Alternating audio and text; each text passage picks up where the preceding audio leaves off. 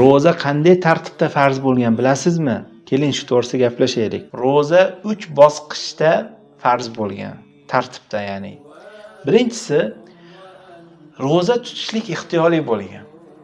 Yo ro'za tutasiz, xohlasangiz yoki bir kambag'alni ovqatlantirsangiz bo'yningizdan soqit bo'ladigan bo'lgan.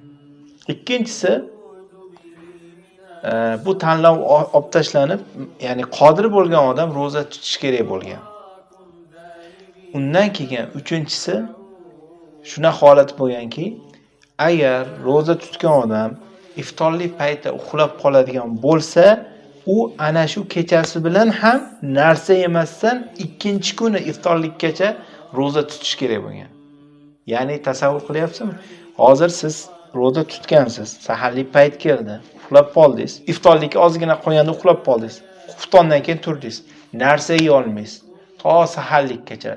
Saharlikdan keyin yana iftorlik bo'ladi, ana shungacha ro'za tutishingiz kerak bo'lgan. Mana shu narsa mashaqqat bo'lgandan keyin bu narsa olib tashlandi va hozirgi holatimizda davom etib kelyapti. Ya'ni 3-bosqich holati, ya'ni shu ertalab ro'za tutamiz, iftorlik paytida ochamiz. Mabodo uxlab qolgan bo'lsak ham qachon turib yeyishimiz, ichishimiz va ruxsat bo'lgan narsalar qilishimiz mumkin to bomdodgacha. Allohim barchamizni muvaffaq qilsin mukammal ro'za tutishlikka.